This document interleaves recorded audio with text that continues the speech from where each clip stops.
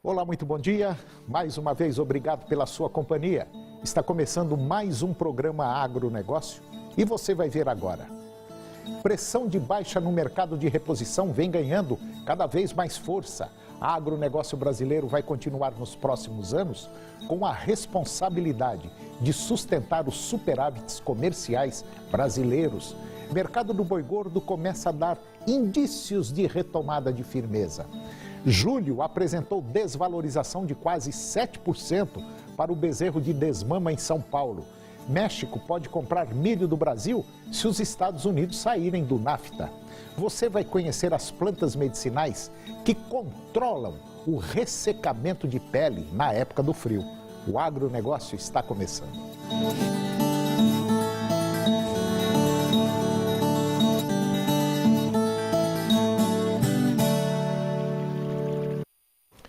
O agronegócio brasileiro vai continuar nos próximos anos com a responsabilidade de sustentar os superávites comerciais brasileiros, pautado na exportação de commodities para mais de 200 países. No entanto, o governo vai precisar se preocupar cada vez mais com o mercado internacional, porque existe risco de redução de exportação dos produtos brasileiros no Ocidente. A saída estará na Ásia, que detém 61% do mercado mundial, com destaque para a China, Índia, Indonésia, Japão e Coreia do Sul, que já consolidam como grandes consumidores do futuro. O Brasil precisa se inserir urgentemente nesses mercados mais dinâmicos. O mercado do boi gordo começa a dar indícios de retomada de firmeza. A queda gradual nas ofertas de boiadas terminadas já dá sustentação a esse cenário. Entretanto, a intensidade da retomada da firmeza irá depender de como a demanda vai se comportar. Até agora, 2017 tem sido um ano com consumo enfraquecido, mesmo na primeira quinzena do mês, época em que sazonalmente existe aí um maior escoamento. Mas, de qualquer forma, a menor disponibilidade de animais terminados já é uma realidade. E se esse fator já não resulta em valorização, no mínimo limita a queda de preço no mercado. Para o curto prazo, fica a expectativa de como a demanda irá se comportar. A combinação de pagamento dos salários e menor ofertas de boiadas pode mudar o rumo do mercado. A pressão de baixa no mercado de reposição vem ganhando cada vez mais força. No balanço semanal, na média de todas as categorias de machos e fêmeas anelorados, pesquisadas pela Scott Consultoria, houve queda de 0,6%. O fato é que, para este ano, já era esperado uma maior oferta de bezerros diante do volume de fêmeas retiradas em 2015. E isto, naturalmente, já pressionaria as cotações. Porém, este cenário de queda ficou ainda mais intensificado com a falta de interesse dos recriadores. Estes se afastaram das compras de animais de reposição diante de um mercado do boi gordo turbulento no primeiro semestre. E com menor volume de negociações, a oferta de bezerros acumulou no mercado este fator que vem pressionando as cotações. Para o criador, o momento é de muita atenção na tomada de decisão, com pastos perdendo cada vez mais capacidade de suporte e grande volume de oferta disponível.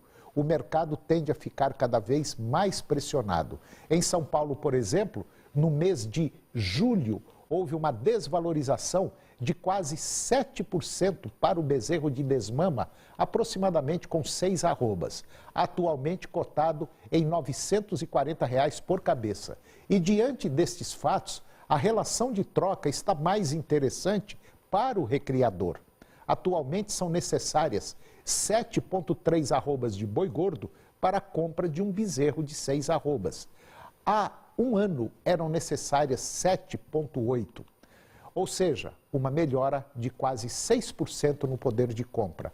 E como a relação de troca mais favorável, o comprador pode encontrar oportunidades no mercado de reposição. E agora vamos ver como anda o tempo para hoje no estado de Goiás. Nós vamos ter céu claro, sol entre poucas nuvens para a maioria dos municípios, vento durante o dia, frio à noite e pode acontecer de ter algumas nuvens tentando ameaçar uma chuva. Vamos conferir agora a temperatura para os principais municípios. São Miguel do Araguaia, 36 a máxima e 17 a mínima. Minas Sul, 32 a máxima e 17 a mínima. Posse, 32 a máxima e 20 a mínima. Aruanã, 36 a máxima e 17 a mínima. Cabeceiras, 31 a máxima e 15 a mínima. Itaberaí, 33 a máxima e 17 a mínima. Cristalina, 28 a máxima e 14 a mínima. Mineiros, 33 a máxima e 15 a mínima. E Rio Verde, 33 a máxima e 16 graus a temperatura mínima. E depois do intervalo, você vai ver que o México pode comprar milho do Brasil se os Estados Unidos saírem do NAFTA. Você vai conhecer as plantas medicinais que controlam o ressecamento da pele na época do frio. Dieta ou reeducação alimentar? O que fazer quando se quer perder peso? Nós voltamos já.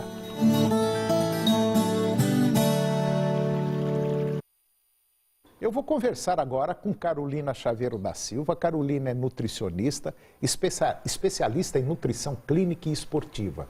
E nós vamos falar de um tema que eu acho, na minha visão, interessante. Nós vamos falar sobre dieta ou reeducação alimentar. Carolina Chaveiro da Silva, bom dia. Bom dia, Antônio. Bom dia a todos. Tudo bem? Tudo bom. Dieta é uma coisa, reeducação alimentar é outra? Dieta é uma coisa, reeducação alimentar é outra coisa. As duas, vamos se dizer, têm o mesmo objetivo, que é perder peso, mas com focos diferentes. Pode ter o mesmo objetivo, mas com focos acabando sendo um pouquinho diferente. A dieta eu tenho que seguir uma linha, comer tal hora, comer só isso, comer aquilo outro. Reeducação alimentar, eu posso comer mais ou menos o que eu quiser, mas dentro de uma limitação? Quando a gente fala no termo dieta, ela acaba sendo somente durante um período e acaba sendo uma prática um pouco mais rígida. Então, o que a gente encontra muito é aquela dieta bem restritiva. Quando você escuta a palavra dieta, é porque realmente tem uma restrição muito maior e você vai ter um emagrecimento durante aquele período e depois não vai ter resultado mais nenhum. A pessoa pode chegar até a ganhar peso novamente. Vou dar um exemplo, Antônio. Eu quero ir numa festa daqui a um mês, então eu vou fazer uma dieta, ficar sem almoçar, sem jantar, fazer um jejum prolongado, somente para o emagrecimento, para caber no vestido para ir na festa. Diferente da reeducação alimentar. A reeducação alimentar você pode comer de forma controlada, tudo o que você quiser, lembrando que no outro dia, caso você tenha um objetivo, você tem que voltar no foco. Então, por exemplo, eu faço dieta a semana inteira, eu faço a reeducação alimentar a semana inteira. Chego no final de semana, eu tenho uma festa. Não há necessidade de ficar dentro de casa e não ir a essa festa para não ficar sem comer. Você pode sim ir à festa, só que comer moderadamente. Pode comer um pouco de salgado, pode comer sim um pouco de doce e depois no outro dia voltar tudo ao plano alimentar novamente, não ficar naquela restrição total. Com a reeducação alimentar, é possível emagrecer, perder peso? A reeducação alimentar, ela acaba sendo mais prolongada, então são resultados que você tem a perda de peso realmente. Então você acaba não ganhando os quilos que você perdeu a longo prazo. Diferente da dieta, que você vai emagrecer naquele momento, pronto e acabou, e pode vir a engordar novamente. Com a reeducação alimentar, Antônio, a gente tem um resultado muito mais certo de que a pessoa vai levar desde aquele momento do plano alimentar até o restante da vida, porque ela entende o que é importante ingerir e o que não é importante ingerir, dependendo do horário ao longo do dia o que ela está ingerindo. Mas na reeducação alimentar, por exemplo, eu posso fazer o meu cardápio, por exemplo? Eu posso ter um cardápio? Na reeducação alimentar, você deve ter um cardápio, ou pode ser um cardápio que a gente separa por café da manhã, lanche da manhã, almoço, jantar, ou um plano alimentar. Tudo depende do objetivo do paciente. A gente tenta sempre encaixar, eu falo muito que a nutricionista tem que se encaixar ao paciente, não o paciente à nutricionista. E realmente, na reeducação alimentar, ele tem um cardápio ou um plano alimentar a ser seguido. seguido. Na dieta, não. A dieta acaba sendo uma refeição ao longo do dia, 2 refeições ao longo do dia, onde que a longo prazo ela não consegue seguir, porque tudo que é restritivo demais, a pessoa, o indivíduo, não dá conta de seguir. Essa conversa até nós estamos tendo agora, porque eu fui a uma fazenda outro dia e um dos vaqueiros lá, assim, meio cheinho, sabe? E estava difícil para ele derrubar um bezerro, a barriga não deixava. Então ele juntava na orelha do bezerro, como a gente faz, pega, né, na parte de trás aqui, mas estava meio complicado. Até eu brinquei com ele, falei, rapaz, se você não perder uns quilinhos, você vai complicar, daqui uns dias não vai dar conta. Ele falou, não, estou precisando fazer uma dieta, eu tenho que ir na doutora aí e começar a comer menos. Eu falei, não é comer menos. Tem as horas certinhas, né? Tem o que comer e tal. É muito isso, Antônio. Todo mundo acha que dieta vai resolver o problema e, pelo contrário, acaba ganhando um pouco mais de peso porque o corpo vai acumulando gordura. Então, é realmente deixar o termo dieta de lado e começar a conscientizar em relação à reeducação alimentar, que a longo prazo dá mais resultado do que a dieta. Mas não é fácil não, né? Fácil você tem que se adaptar e começar a ter organização e planejamento ao longo do dia. O duro é você comer, você gosta de comer 3, 4 paçoquinhas, só pode comer uma, né? Aí fica complicado.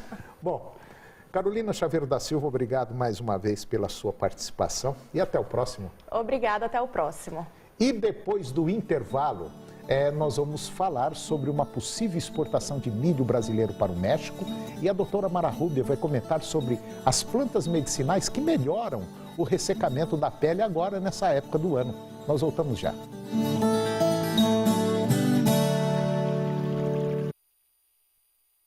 Se os Estados Unidos continuarem a endurecer o jogo com o México na renegociação do Tratado de Livre Comércio da América do Norte, que é o NAFTA, uma das armas do país latino-americano será buscar milho na Argentina e também no Brasil para alimentar 16 milhões e 500 mil cabeças de gado lá no México.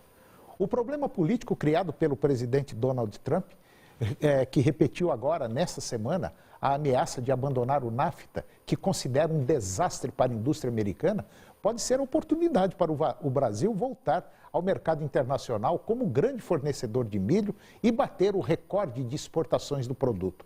Sem tradição em exportação desse grão, o Brasil despachou agora para outros países 30 milhões de toneladas da safra 2015-2016. Este ano, a safra de milho brasileira deve atingir aí um volume histórico de 93 milhões de toneladas, o que coloca pressão sobre a commodity e a capacidade de armazenamento do Brasil. Por isso, o México seria uma grande alternativa positiva para os produtores brasileiros. E agora eu vou conversar com a doutora Mara Rubia Ferreira de Freitas, que é farmacêutica, fitoterapeuta, homeopata, trabalha em saúde pública no Hospital de Medicina Alternativa e é a proprietária da Naturofarma. E nós vamos falar de um tema muito interessante que, olha, eu tenho quase certeza absoluta que a maioria da população, tanto da cidade quanto do campo, está passando e está vivendo isso, que é a pele seca nessa época do ano. Doutora Mara Rubia, bom dia. Bom dia. Tudo bem? Bom dia a todos, tudo bem. Então tá bom. É verdade isso, né? É verdade. Chega nessa época agora, trinca demais, tudo, né? Tem gente que chega a ficar com a pele branca, né? Exato, às vezes dá até problemas, mas até ferimentos, né? Porque é tão seca que resseca, chega a rachar e até sair sangue, né? Quando e a pessoa maioria não se cuida, né? E a maioria não gosta de beber muita água, né? Exatamente. Esquece que hidratação é importantíssima para a pele, né? Altamente importante. Altamente importante, alimentação também, né? Agora, por que isso acontece mais nessa época do ano? Nessa época, quando o clima está muito seco, a tendência da pele é perder água, né? Que para ela se recompor, ela perde água. Então, com isso, a pessoa tem, nesse momento, tanto a pele como o cabelo, unhas, tudo, né?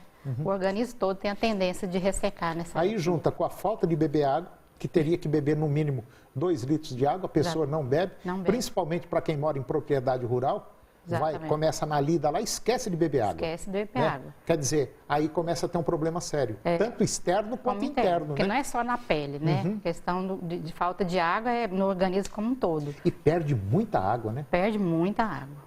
Interessantíssimo. É interessante isso aí, né?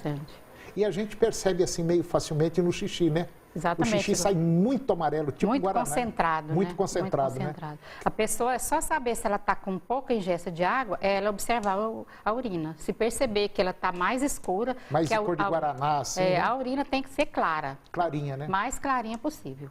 Aí o sujeito está correndo risco, né? Exatamente. Se ele tiver com a urina concentrada, que significa que o rim tem que trabalhar mais, isso compromete toda a questão renal, né? Agora, existe uma série de cuidados também que a pessoa tem que observar, né, doutora? Muitos cuidados, né? Nessa época, hidratar bem essa pele, né? Então, a gente tem muitas opções de vários produtos, né? Mesmo assim, alimentando bem melhor, rico em frutas, verduras, né? Algumas castanhas, tudo isso que vai fazer com que o organismo melhore o funcionamento geral, inclusive da pele, né? Quer dizer, de maneira geral, a pessoa tem que ingerir mais líquido para poder... vamos dizer, porque como vai perder muito, né? Como perde muito, né? Inclusive, mesmo no clima assim, um pouco mais frio, né? Mesmo assim, a pessoa tem a tendência de perder água. Doutora Mara, vamos para o intervalo comercial e depois nós vamos falar sobre as plantas medicinais, que com certeza absoluta você tem aí na sua propriedade, que vão ajudar aí a dar uma melhorada nessa pele ressecada nessa época do ano agora. É um minuto só.